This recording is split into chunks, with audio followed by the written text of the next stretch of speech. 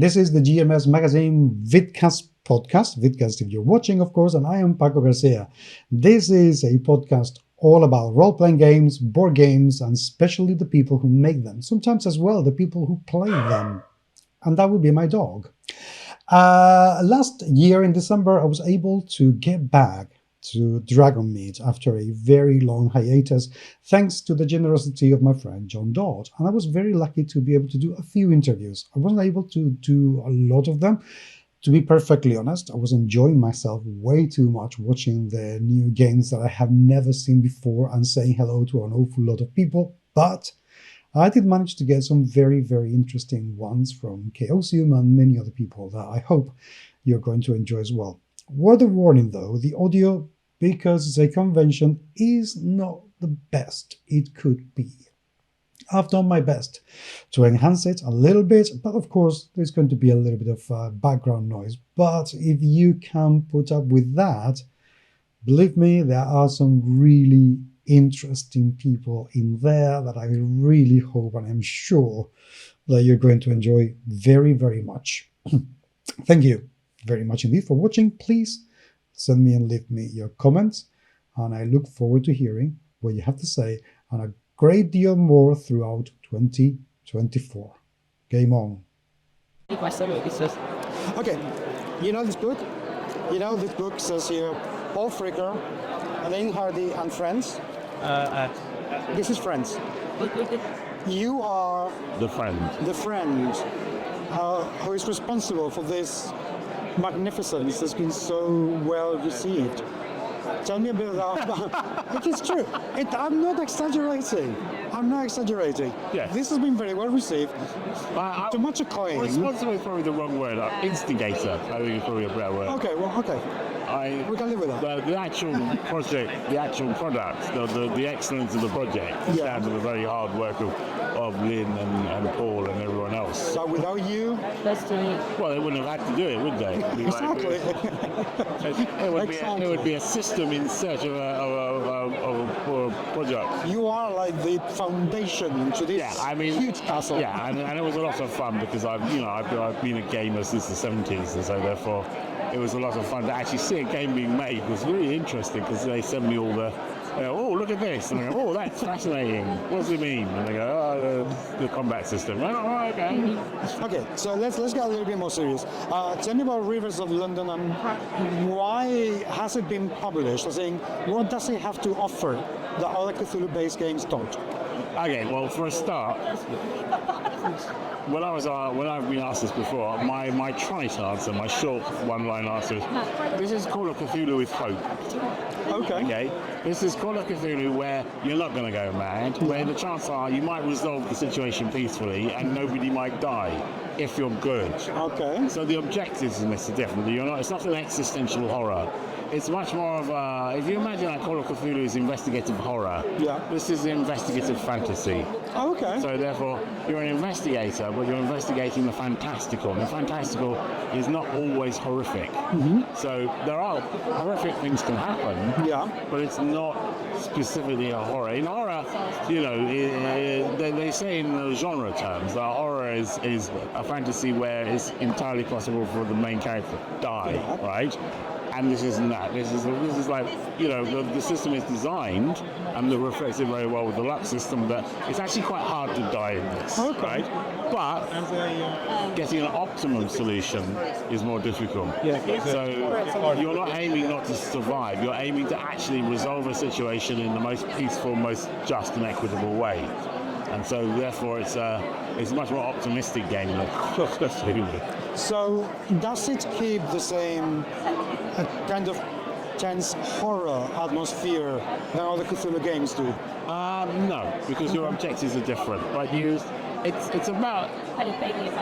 much more like a murder mystery. It's much more like crime than it is with fantasy. So the best way of thinking of it is a police procedural with fantasy. It's how I describe it. I mean, when I was writing it, the first book, I used to call it "What Would Happen If Gandalf Joined the Sweeney." So that's really that's Americans just look at you weirdly when you say things like that. So and it's been called Harry Potter grew up and joined the police, but it's not really that. Okay. It's kind of what if Gandalf joined the Sweeney. I never really come up with anything better than that. To Okay, describe it. I like it. I like So it. it's kind of it's got a slightly working class vibe. These are people. This is not posh wizards. These is like you are out there getting a job done, get it sorted. If you want to put the London vernacular, get it down there, get it sorted, get that ghost sorted out, right? Because otherwise we're going to get complaints, and that's the kind of the mood of it. So you are sent out to get the job, get it sorted, minimum fuss. All right. I love that. Can we not blow up any buildings this time? Okay, now I don't like the game. I want to blow up things. Yeah, you'll probably blow up things, but you'll try not to. Fine, fair enough. I mean, it's a very flexible system. I mean, if you want to play mad people running around blowing up things, you can. We're not prescriptive. Okay, fair enough. The first we are. I mean, at the moment we have the first book, which is centered around London because that's where the books are centered. But we're having an American supplement will be coming out at some point, and that'll be much more because America's much more kind of like anarchic. That's much more kind of like people running around fighting monsters and situations like that. Yeah. Although with its own twist. Okay. What's been the experience like for you as an author from writing it to actually seeing it? That's beautiful because the book looks amazing. Yes, well, I mean, when I pitched this to my agent, I said, now, I want to be really clear about this. We're not going to make any money, okay? Nobody makes any money in role-playing games. It's very difficult, yes. No, not Very, really. very difficult. If you break even, you kind of coming out ahead. Yeah, If you've paid everyone's salaries at the end of the month, everyone's happy. Yes. I said, well, what we will get is a beautiful book with lots of beautiful pictures in it. Okay. And once he accepted that was fine. And that's basically, it's been fantastic watching it. This fantastic, full of illustrations, which I have got to see before they were made because they're all sent to me for approval and stuff. They're all nice, like that one. It was fascinating being this side of the process, which normally I play role-playing games, I was that side of the process, now I'm this side of the process. And actually having getting to say things like, oh, couldn't we do this, couldn't we do that? Which is everyone's dream is a role-playing game to actually say, if you don't like that mechanic, I actually get to say, oh, I don't like that mechanic. I mean, not that happened. I like the mechanics. So, I had a small role in developing the luck mechanics for the Fae and stuff like that. But mainly, I just basically took that out of basic role playing. So it wasn't as if I actually invented it or anything. I just went, oh, can we use that role? And it happens that Lynn likes the luck, so we probably would end up using luck anyway. By the look in your face when you're answering the question, I get the feeling that you have actually enjoyed the I process. tremendously enjoyed the process. Yes. Are you going to do it again? Well, we are doing it again. Well, I've only written one series, a book series, so I've licensed it now. What else can I do? There will be something. This will be a supportive thing. There's going to be some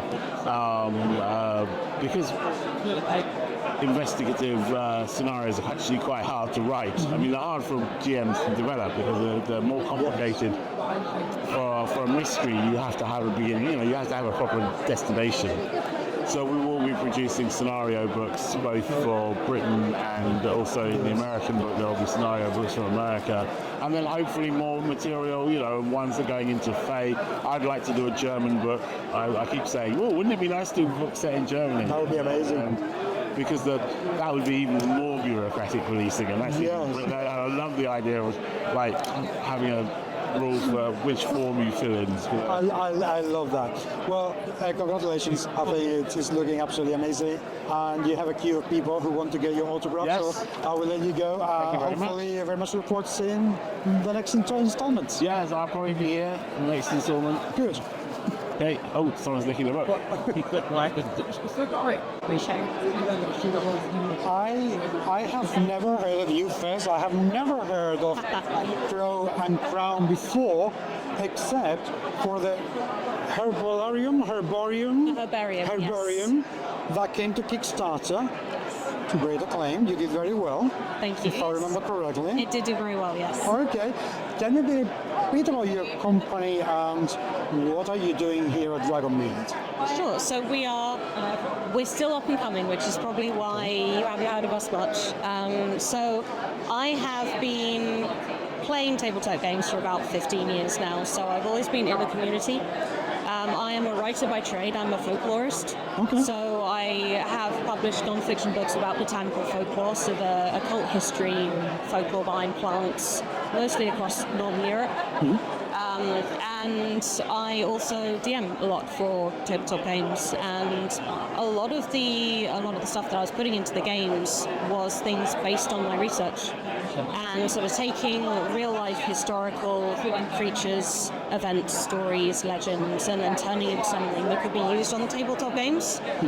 And I just got to a point where I realized I'd been coming to not necessarily Dragonmeet, but other shows sort of like MCM, that week on up in Glasgow. I'd been doing them for years and years, selling upprints, the books that I was writing, tarot decks. And I realized that actually the things that I had been writing for the games that I ran, there was a lot of interest in people who wanted to have those that information for themselves to be able to run them into games. So I've got a history of publishing. I knew some printers. I know how to lay out books, and I thought, well, why don't I start making books? I love making beautiful things anyway. And so Herbarium was the first big book that we published. We now have just released Bloodwood, which is sort of a shorter adventure, but I'm currently writing another large book which will be kickstarted next year. So even though we're up and coming, like you say, you hadn't heard of me, but you'd heard of Herbarium. Yeah. There are a lot of people that are coming up and they're like, I don't know you, but I have this book. And that's really nice to think, well, that's what people remember is the product, is the adventures they've had with it, is the things they've done with it. And so it's nice to feel like now the book is out, that it's starting to get a little bit of a reputation now. And you mentioned, when I mentioned the one that I'm writing at the moment, they're like, you would want to come back and see it because clearly it's resonated enough that people now have a little faith in what I'm writing. Yeah. And then the thing is that it's looking gorgeous. I mean, this is, I'm not saying this, but I just opened the book a few minutes ago and it is looking absolutely amazing. I presume you're going to be writing, publishing more books like that? Absolutely, yes. Yeah, so the one we're doing at the moment will be very much along the same vein. I just don't like producing things by halves. There are some beautiful books out there. Like I said, I used to work in publishing, and we did a lot of special editions. I do a lot of illustration for book covers now. That's one of my side jobs. And it's all special editions, limited editions, anniversary editions. And it's so nice to have a book where it's like a linen cover, there's foil printing, there's something special about it. And I want to bring that to my own books as well. Like, obviously when you go to these shows, the work that people have put and the passion that people have put into their books are fantastic. And I want the outside to look as beautiful as the inside as well. I'm very blessed to have good contacts to good printers, to have a lot of friends who are amazing artists as well, that I'm now in a position where I can say to them, can I pay you for your art? And they're willing to contribute to these books and make them look as beautiful as they are. It feels like a very privileged position to be in, to actually have the funds to be able to invest in something to make it look that beautiful. And so I like things to just look as attractive as possible. They say don't judge a book by its cover, but everyone does. That's what a cover is there for, let's face it. Exactly. Why did you decide to go 5e? Is it because you play 5e, or did you like the system? Why 5e? So I've been playing, D&D is the game that I've really played for the full time that I've been playing tabletops. I've dabbled in other systems, and I love them. Like, Powered by the Apocalypse is fantastic. There are some, Blazing Dark. Yeah. I love them, and I would love to write supplements for them as well. And unfortunately, it comes down to that little balance between it's a business decision over a passion decision. If you're going to be investing time, work, money into a book, you need to know it's going to sell. Yeah. And I think even though these small systems, they do have a really passionate community, it comes down to paying the bills ultimately. And I know that there's a huge community that is all playing 5e. It's sort of the one that's really taken off with all of the Let's Plays and the Twitch streams, and that sort of return to playing tabletop, that increase in interest in it. 5e is sort of the big one that everyone's interested in, and luckily, even though Wizards have done a great job of kind of building the world, there's a lot of places where they haven't really fleshed out certain areas. So Herbarium is a botanical foraging supplement, and it really focuses on environments, weather systems, like the journey between. So usually you're in a city and then you're like, we're going to another city, let's skip for a week, like a time skip. And you don't really get to explore like what happens in the journey between when you're outdoors. And so it's nice to be like, there's a little gap there that they've never fleshed out, but now I have the knowledge to be able to flesh that out, to give more information for gamers to be able to pick those things up. So. It sounds like Herbarium is not just a kind of supplement. It sounds like it can be used as a world-building tool as well. Yeah, absolutely. It's officially, I guess you'd call it a supplement. It's got subclasses, it's got creatures, it's got new spells, it's got items. But I think one of the things I love about folklore is that it is stories. Yeah. It's stories that we've been telling for thousands of years. And even though we're still human, we still love stories, but we've lost a lot of connection with the natural world and with a lot of those old tales. And so I think when you read them, like a lot of the tales that I've included in Herbarium are all based on old folk tales, old legends, old local stories. And I think when you read them, it gives you that spark to think, I want to flesh this out. I want to be involved in this story in a way, like even beyond what I've mentioned in the book. And so I think it does give that little kind of oomph and that little encouragement to build on what is in there. So what folklore is Herbarium based on? What was your main source of inspiration? Everything. So there's actually a little glossary at the back that has a list of these are the stories that inspired certain things. So you can go through and see where they came from. But we have, so for example, the subclasses in it, there are 6 subclasses. There are 2 warlock patrons that are based on Irish Celtic gods. There is a paladin subclass that is based on Swedish Isolde magic. There is a bard subclass that's based on Romani charm crafting. So those are inspired by sort of different areas around Europe. There are some stories that are inspired by South American myths. There are some even from like towns near where I grew up, little stories about haunted wells or magical trees that I've put in there because it's nice to bring them back to life again. But yeah, the stories in there, they're from all over because it's all based on the research that I've done for the non-fiction books that I've written. It sounds like this is a very generalistic kind of mythological book. It feels like you could very easily go and create a ton of material based on very focused, more specific folklore.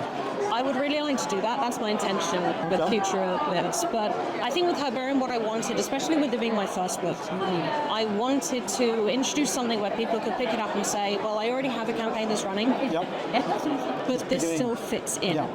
Because people have very specific games they're running, they're based in very specific areas. Some people do have sort of a wider kind of scope, but a lot of people, they've got a very solid idea of what they're doing. And it's a shame when you pick up something amazing, you're like, this doesn't quite fit in. So I wanted to give something that was broad enough in scope that would give a lot of flexibility. So if they looked at it and they said, well, okay, I'm playing a Hellenistic game, it's very kind of Mediterranean basin. There is biomes in there, there's climates, there's weather patterns that fit what they're doing, or if they're playing in a tropical forest kind of tropical region, there are things that also apply to that. So they've got that freedom to say, well, okay, we're in this place at the moment, and there's still stuff that fits in with what I'm trying to give to the players. But I would really love, I'd to do some more that are very focused. At the moment, I'm working on a series that it's very similar. It's still kind of based on the nature and the outdoors, but they're focused on different types of terrain. So I'm working on one that is freshwater. I've got one for saltwater. I've got one for caves and mountains. Awesome. So I think no matter where you are, it's like, oh, well, we are now in an area that's lots of lakes and things, so we'll go for Aquarium. We've got the one that's, we're in a cave system. It's the Underdark. It's, maybe you've just played Tales of Abyss and we're like, well, we're still in the Underdark, I want to kind of flesh that out. Then there's the one that I'm writing that's based on cave systems as well, and I want to be able to have a full spread where people can just, they've got the supplements there for what they want, and it's a nice way to flesh it out fully. I very much look forward to seeing what you're going to be doing, because Thank you. Herbarium looks absolutely amazing. The rest of the stuff that you have on the table right now looks also absolutely gorgeous. So this hopefully will be the start of something absolutely incredible. Absolutely. It's such a passion. I just know that it's going to keep going. I've got plans. It's all laid out. So yeah, you'll be seeing more of me. Good, and thank you very much indeed for your time. Hopefully we'll talk to you again very soon. Absolutely. Thank you. Thank you. Okay.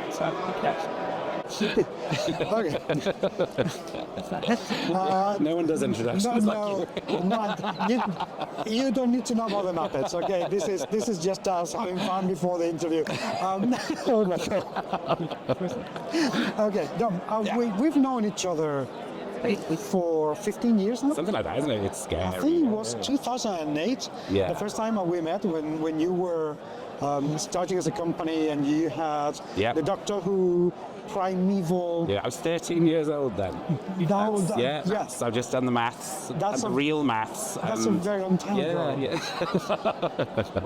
Yeah. It's been a while, isn't it? It's Definitely we're world before Kickstarter. Good heavens. But, okay, so Chemical 7, let's talk about the company a little bit because you've gone through an awful lot Yes. over the last decade, so to speak. You've gone from growing to growing a lot with the One Ring. That was quite a milestone. Yep. Then you went on to growing even more with Warhammer. Yep.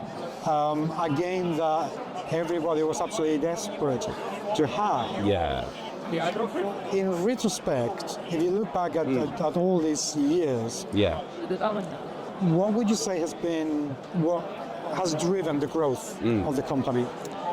That's a really good question, and I think there's a couple of different factors really. I think I think first and foremost is there's that sort of like internal. I just want to make really good games. I want to make the best games that I can in the best way that I can, and I'm really interested in everything to do with that. From the design through to the game design, through the physical design, what things look like, how we're presenting things, how to communicate with people. And one thing, because you don't talk about yourself often enough, the writing as well, because you do write an awful lot of the stuff. You have written a lot of the stuff for your games. Yeah, no, I mean, yes, I do. I go to that self-deprecating thing, I think, a bit too often. So I'll just say yes without qualifying it. But I mean, I think my skill, my skill set is quite broad. I think with a few specialisms, I think I really, I think like the typical design project as it's evolved now is, I tend to be that first design. So like what are the broad strokes of the game?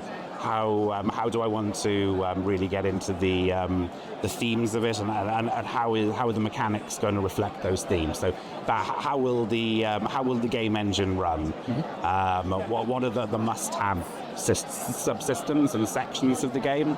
I tend to get sort of all of that stuff down, get the skeleton there, with enough of it worked out for sort of like how this bit will work, and importantly how it'll feel, and then sort of bring people in at that stage then and start collaborating on the execution of those parts. So it's it's really I love it all, but I think if from game design, I think it's that the fundamentals and the top level, what this thing's going to do, and then and then working with people to deliver those individual sort of like components in their fully fleshed out form and things like that. So like for on Warhammer Fantasy Roleplay, for example, so the process for that was, there was a good sort of like 3 or 4 months of me just banging my head off the D100 system, because D100 systems come with their own peculiarities. Yes. They have their own sort of inbuilt features, let's call them. Yeah. They're just really attacking that, trying to get it into the place that I wanted it to do what I needed it to do. So there was that. And then once kind of like I got my head around bits and pieces of that as well, and what my approach would be, then it's sort of like getting that initial game system. What tests we have, where you can be rolling dice, when and why you'll be rolling the dice, all that sort of stuff. the basic combat approach. So with Wuthrup, I was really keen that that we didn't have that old D100 thing of just like a turn after turn of people just missing. Yeah. You used to get that a lot with things. So I think putting that as moving that into an opposed role, which meant that there was always like a winner from each exchange.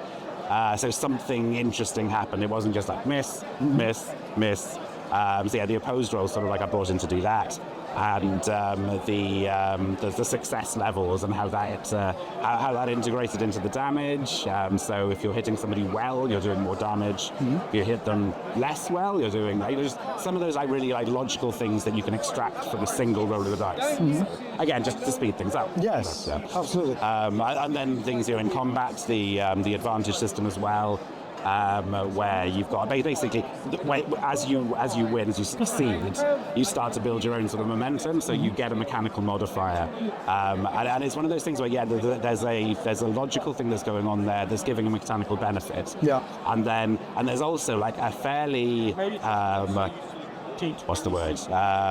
Because it grows.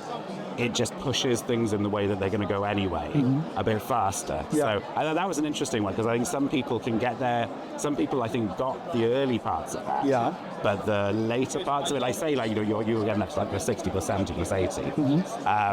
Some people say, oh, that's crazy because you're never going to start losing at that point. And for me, well, that's a feature, not a bug. Yeah. I want this combat over and done with. I'm bored after 15 minutes. Exactly. I want it done. No, I agree. So I built in a few sort of ways of short-circuiting that. So if someone throws a rock at you, you'll lose all of that and stuff. Anyway, I'm against the weeds here, aren't I? But that sort of stuff. And then famously, I'll get somebody else into the magic system because I'm not really interested in magic. Weird, isn't it? I love all sorts of fantasy. I love magic in stories and narratives. I've got no interest in playing magic user. Just no. So unfortunately, I don't try and force this. I just go, just someone else come into this. Yeah, come on. People who can be bothered to read that stuff should just. I think I'm a lazy player. I think that's what it is. And I just want something really straightforward. I've got to choose spells. Oh no, I've made all my decisions for the day. That's all. Okay, let's jump onto another of your key milestones that you have stuck to forever, which is Doctor Who. Yeah. There was a point where it felt that things were getting so difficult with the Doctor, with one Doctor after another, criticism being. It felt at one point that the whole thing was going to collapse. From the BBC point of view, not you necessarily. Right. From the BBC point of view, it felt like they don't seem to be making anything right. But you stuck to it. Yeah. And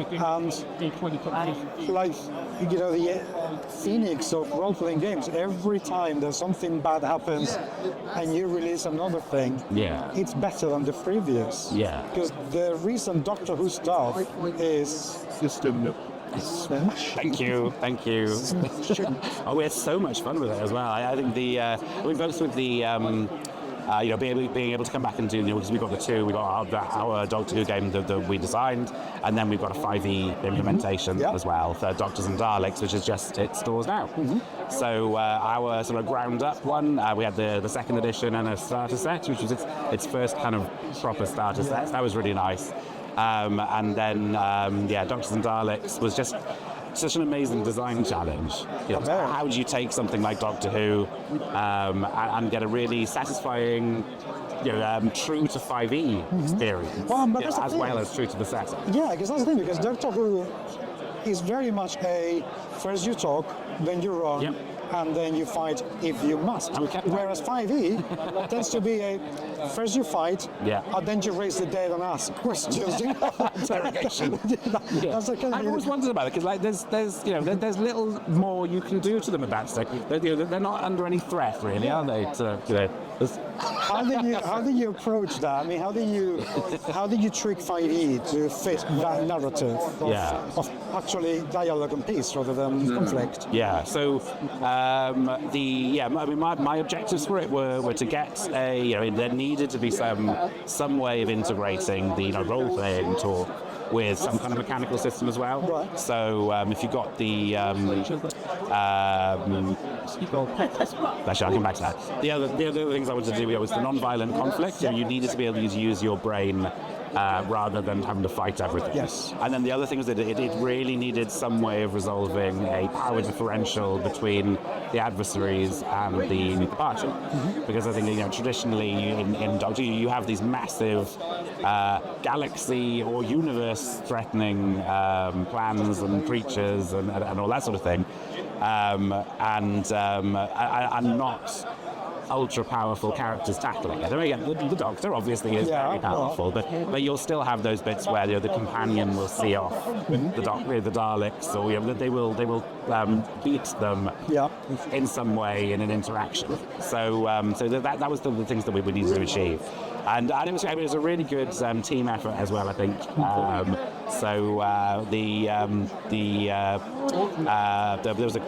We realised that with the talking and being able to mechanise that some way, the cantrip system was perfect for that. All right. So a lot of those quips and things are based off that kind of So I hate naming names because I always forget somebody, but with Emmett and Zach and Dave Chapman and other people that I'll definitely forget. It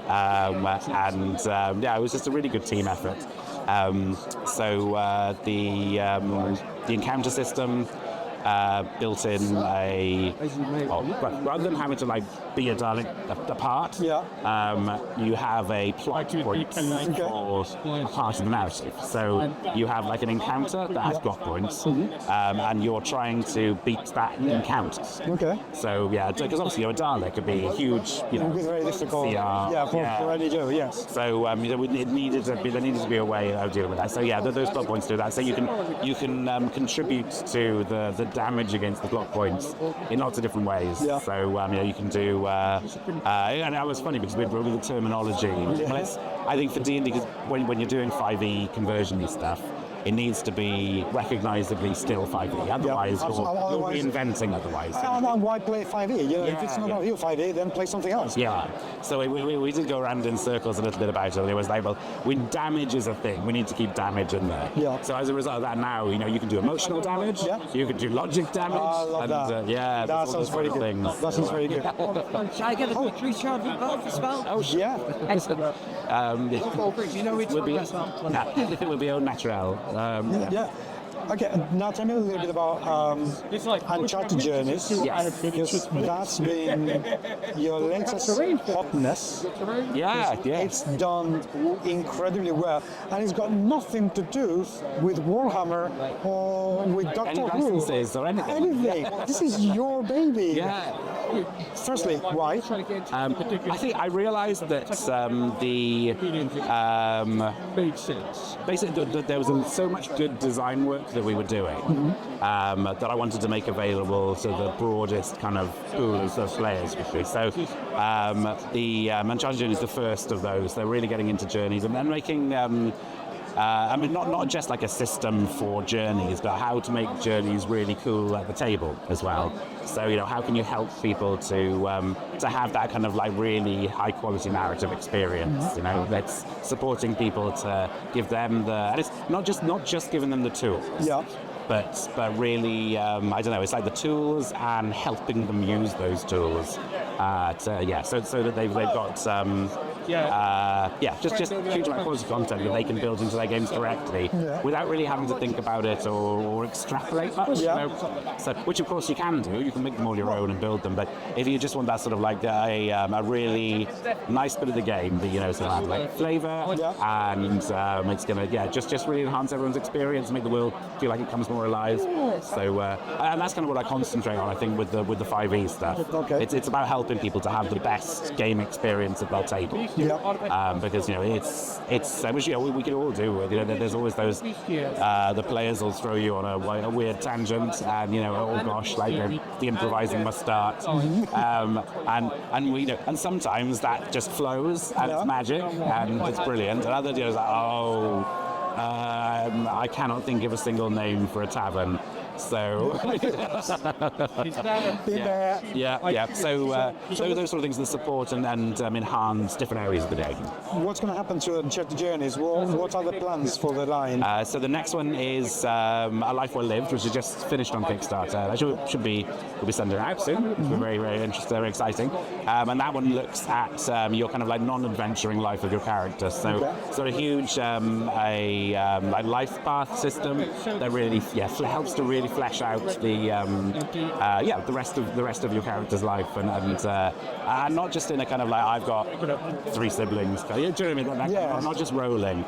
It's obviously there is that in there, but it's helping to build the story or to bring the stories out, integrate them into the campaign world with the GM, and again just like enhancing everyone's experience over the table. Yeah. I just downtime and there's I get by home building and space building, patrons, and probably other stuff I've forgotten now. And then the next one that's coming out is Hammer and Anvil and Pestle and Mortar. So it is loads of new ways of sort of like crafting items, making stuff, and alchemy and herbalism and all that cool stuff. So talking about that, I've wanted to leave the best to the end. Because I think you've mentioned something before we started talking, because humans, if you think that we now talk, you should see us when the camera is off. I mean, we are way worse. It's true. And Cubicle 7 has received a pretty prestigious European recognition. Yeah, it was amazing. It was. We were in the Financial Times puts together lists of fastest growing companies, and we're in the fastest growing companies in Europe list this year, which is a bit not quite sure what to think of that. But it's brilliant. I mean, it was quite surprising, I'm a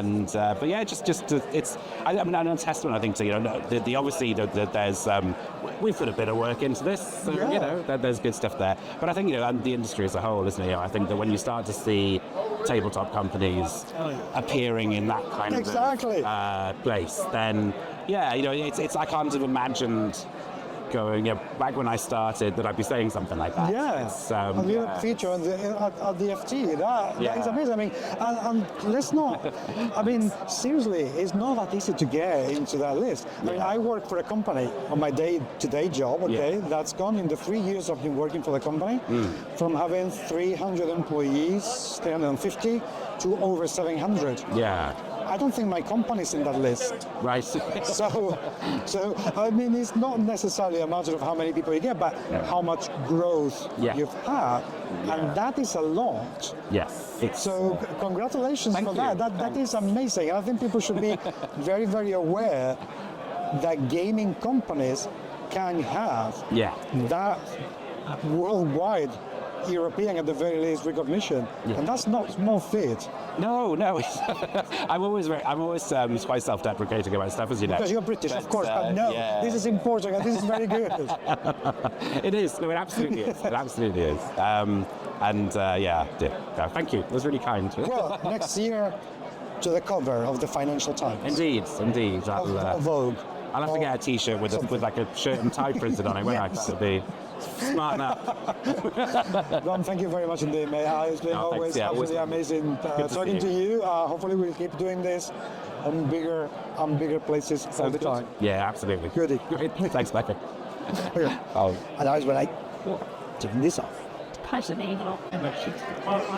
my friends, I am with Gary, as I was saying, because, Gary, an awful lot of people talk about games as therapy. An awful lot of people don't know what they're talking about, do they? Maybe. Maybe. I think, I mean, so we're Game Therapy UK. We're a registered therapeutic gaming charity. And I think there's a lot of questions about what is the best way of using games therapeutically. I think we rephrase the question. I think that's what we're looking at. What's the evidence base? What is the evidence? And so we are a collection of psychologists, clinical psychologists, educators, teachers, gamers, obviously, game designers. We've got some professors, researchers, psychiatrists, all nurses, all coming together to ask the question basically, what's the evidence? What's the best way of playing a game, and make it as therapeutic as possible? Because I think we all know that games can be inherently therapeutic. Absolutely. And another thing that, when I saw your charity, I was immediately attracted to it because as a psychotherapist myself, I see an awful lot of people who talk about, the power of gaming, let's, but they do it from the instinctive point of view that it's helped them in any way, shape or form that they may not be able to verbalize or conceptualize properly. But you are actually doing that. I mean, that's what I meant with they don't know what you're saying. I think there's a lot of anecdotal data. Yes. And I think which is fine. It's a starting place, and I think we all we just recognise what we're doing seems to be helpful to us. To me personally, I play a game and it seems to be helpful. I think there's a more scientific way of looking at it and going, and the qualitative data, as in. Just talking to people's narratives. It's really important. So we do projects with quite small projects. We do small projects with people who are experiencing homelessness. Yeah. It's going to be very difficult to get a lot of data about that because there's not that many people in the groups. But we get the narrative. So we might have a group where people are experiencing homelessness play a game. They played one game. And at the end of that game, they've said, I've spent my life full of trauma and violence, and I've been, a victim maybe. Yeah. I've played this game. And in 90 minutes, I was brave and heroic, and I stood up for myself, and I've done something. And that's not evidence in terms of data, but it is evidence in terms of their story, of impact, how powerful that can be. So that's important, so we're capturing that research. But also, I think we are interested in data as well. So we're a UK-based organisation. We're very collegiate. We work with lots of different organisations, and that allows us to pull in all the different multiple projects and start actually getting some sort of crunchy data as well. So we're interested in both the qualitative story, the anecdotal data, which I think is important, and especially in psychology, often that's all you can get. That's that data you're going to get. But also, because we're big enough, I think we're interested in the crunchiness as well. What is the data? What's the numbers? And I think between the two of them, that'll help us inform teaching, how do we teach, how to do therapeutic gaming, and it'll also inform our practice as practitioners. What's the evidence? What's the best way of doing this? Question is, why are you doing this? Because this is a lot of work. It is a lot of work, and it's not just me. We're a UK-wide charities. We've got loads of volunteers. It's a question that every volunteer has to ask: why are they doing that? I think people volunteer to do it because they just recognise the benefit.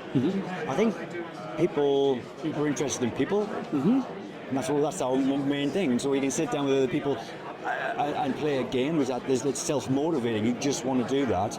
If you're playing a game and you can see you're helping somebody, there's a real drive to do that. I think people are genuinely nice. I mean, there is some toxicity out there. Well, they're everywhere, but generally not. Yes. I mean, generally people are nice. I don't think it's healthy to let yourself be led by the toxicity and forget about everything else. Yeah. It just doesn't. It doesn't work, does it? No. And the other question would be, why with games? I do it selfishly. So I play in games. So within the charity, I GM games as well. And so on a Monday, I'm playing in a game with people experiencing homelessness, and I GM that game. On a Thursday, I'm playing with military veterans, and GMing that game. I love it. I mean, it's the fun of doing it. I absolutely love it. The high points of my week. So selfishly, as a GM, I'm just having fun. I'm also having as much fun as anybody else. So it's fun to do. That's pretty good. And you kind of answer the question of why with games and not any other hobby, because of course you are into games, evidently, and you like them, but why games? Because it's very niche. I mean, if you could go with painting, with photography, with angling, why gaming? Well, I think therapeutic gaming sort of fits in with the other creative therapies. So you mentioned them, drama. You can do drama, that's therapeutic. You can paint, clearly therapeutic. Anything creative is therapeutic, and this is no different. It's horses for courses, I suppose. It's what are you interested in? if you're interested in music, then maybe not this. Maybe do music therapy. You're going to be have to do it. That's fine. Do that. But there are people who are interested in games, and I think gaming is. Well, play is part of the human nature, isn't it? It's what we do. Yes. We look at most sort of big-brained mammals are playful when they're little. There's very few mammals keep playing until they get old. You know, we play our whole lives. Yes. It's because we're evolved that way. It's just it's within us. We can't not play. We can't not play. And so it seems to do therapeutic gaming just seems obvious. We did a project where we were working with. There's a different project. We were working with survivors of modern day slavery. Okay. We were asked to play games, and this is a group of people who English wasn't their first language. They had been trafficked illegally into the country. Very traumatized group of people, and they didn't really have that kind of culture of Dungeons and Dragons, Lord of the Rings, science fiction. None of the sort of tropes that we would use. They had no idea of any of those things. And we sat on this table and we said, right, we're gonna play some games. And they all said, yeah, we don't play games. That's not what. I think what they meant was that sounds childish. Yeah. We don't. Culturally, we don't play games. And I went, oh, okay. And then we start chatting a bit. And then one guy, he played chess. Of course, that chess is a game, and the game that we were going to play, it's a bit like chess. It's like chess, and it's conflict. You're going to go into conflict, but there's rules, and you're going to resolve. Then somebody else pulled out a phone, and on that phone, they were basically playing a Dungeons and Dragons type game on their phone. But they hadn't considered that as play because it was just on the phone. It was on the phone. It was just part of their life. And you go, well, that's play. That's play. That's what we're going to do now. We're going to just play. Purposefully, we're going to play a game. And we all played. One of the groups I think I just mentioned was military veterans. We play with military veterans, and again, you think culturally, well, we're big, rough, tough soldiers. We're not going to play. I was in the army. I did 14 years in the army. Most of the time in the army, what you're doing is rehearsing for war. What's that? What's rehearsing for playing? You're playing. You're pretending. It's a role play, basically. It's a role play. Yeah. And so we do it all the time. We play all the time. It's human behaviour. We can't not play. We're just choosing to do it purposefully with therapeutic aims in mind. I could spend hours asking questions about this, but I think we should leave that for another time. So lovely meeting you. Yes. Where can people find you, though? If people are interested, how can they find you? So we are. I could probably do a little QR code. Yeah. You can do a little QR code. Yes, that's going to work. I'm not sure. That's probably not focused. I can have it superimposed. Yes. So basically, they go to Game Therapy UK. Yep. Look us up. All of our socials are on there. There's an email on there. Just drop us an email. Let us know. We'll love to get volunteers involved. We're looking for specialists, clinicians, educators, recovery workers. We're also looking for gamers, game designers, artists. Just volunteers. That's good. All welcome. Sounds good to me. Best of luck. I think this is. And if you're a therapist, we'll maybe have a conversation about getting you involved as well. Okay. I'd love to get your thoughts on that. Okay. This actually counts as a contract, by the way. Contractually, you're now obliged. That's a private conversation. See you guys later. I've been told by a friend to come and talk to the people of Salvage Union, which it's a game I haven't seen before. It's people I've never spoken with before. They're very busy, so this is going to be fairly quick.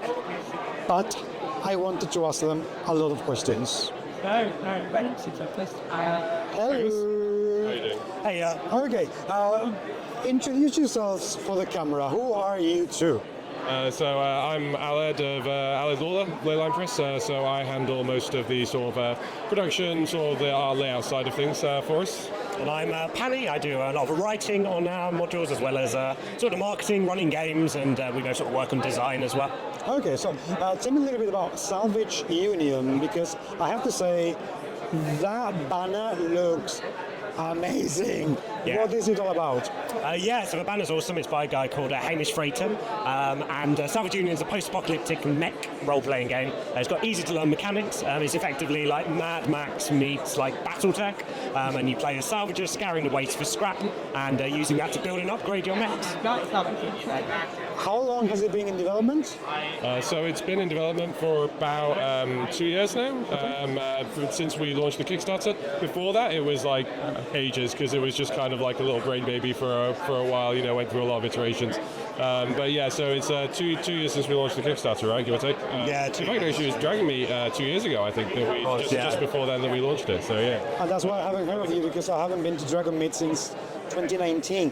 How was the Kickstarter experience for you? Busy and intense. We weren't expecting it. It did very well. We weren't expecting it, and we do it for a living now, so it went well, I guess. In the end. We're full time on it now. Well, since Salvage Union, really. So yeah. It sort of exploded more than we expected. But yeah, we finally got over the finish line. That's unbelievable. I mean, congratulations for that, because it's not an easy thing to achieve. So that is amazing. Tell me about the mechanics of Salvage Union. How does the game play? So it uses a simple flat D20 resolution based off of an RPG system called Quest, and it's designed to be accessible in that respect. And then attached to that, you have a whole bunch of different abilities that your pilots get, which have like different classes, like engineer or scout, and also your mechs can be like crafted with different abilities. They effectively do different things. So you might have a scanning module that will let you have an ability that will let you ask questions about an area, or like a laser guidance, which will let you like blow up another mech, basically. So they're simple to learn, and flat D20 is the core. And what made you decide to go for that kind of system instead of, because being D20, most of us immediately go for 5e. What made you decide to make your own system rather than going to 5e? Well, it's because the mech games as a base tend to be like hyper crunchy for the most part. So we wanted to make a mech game that was a bit more accessible, because they're quite difficult to bring to the table. So in order to get that sort of mech building aspect in, it by default becomes quite complicated. So we wanted to start with a really simple base, because then with that you can sort of like modularly add loads of stuff onto it, and then it doesn't become overwhelming, provided the base is simple enough. So that's kind of the reasoning behind it, and we feel it works quite well. Like in playtesting, it sort of like worked out. I think we had more complicated versions earlier on, but then the difficult thing is that it was just you couldn't manage it. It was we needed spreadsheets to make it work.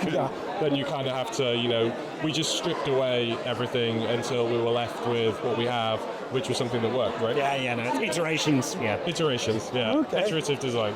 So 2 last questions about this. One is, what's going to happen with Salvage Union? Because I already see that you have a number of books here on display. What comes next? We've got out now the Savage Union core book, which has all the rules you need to play in an adventure, and then we've got 3 adventure modules, which are like full kind of campaign adventures, that also add new content, like biomecha or like nanomechs. And then in the future, we've got a couple of things planned. We've got Roll20 conversion coming up, so to make it really easy for people to play online, because one thing we really want to stress with the game was like accessibility and getting as many people to just be able to play it and enjoy it. So we're working on that. And then in the future, we're also hoping to do a starter set, which again is ties to the accessibility, and we'll have like a lot of handouts, maps, tokens, and like even easier intro into the already in theory quite accessible game. So that's just kind of big 2 projects coming up, I think. That's good. And about the company, because I am seeing that you have all the games around, and there's one in particular that has caught my eye. Horse Girl, which is one of the weirdest sounding games I have ever seen. Tell me a little bit about it, just to give me an idea. Yeah, so Horse Girl actually came about as of last Dragonmeet. I met Sam Moy, who wrote it, and I'd heard of it because Pani had mentioned it to me. Because, as you rightly say, it's a very weird concept, but it's essentially an exploration of what it would be like to be a woman who is in a relationship with a man who wants to turn her into a horse. It's kind of it's a very complicated game in terms of it deals with a lot of aspects of sort of abusive relationships and sort of how we process those feelings, I guess. And sort of obviously it does it through a lens of this sort of like incredible body horror thing.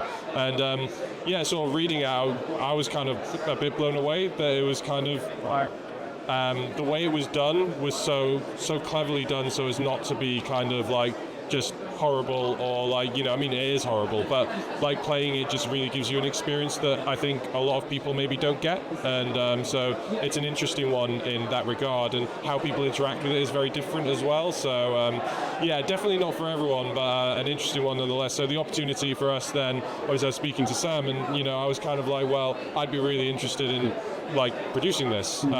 So I was obviously doing the art and the layout thing, like, you know, the books there.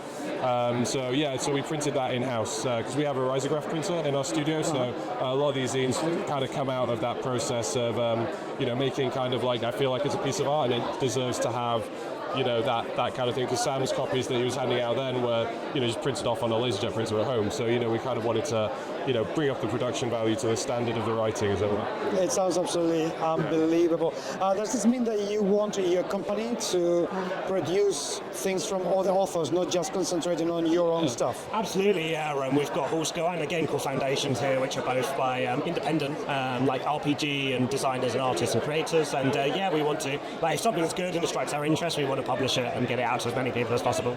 And Horsko is definitely one of those projects that just resonated, I think, in a lot of ways, yeah, just because it's such an interesting concept to explore. Yeah. Well, let's hope that you guys managed to get a shit ton of that stuff out, because it sounds absolutely unbelievable. Thank you very, very much indeed for your time. Thank you so much. Yeah.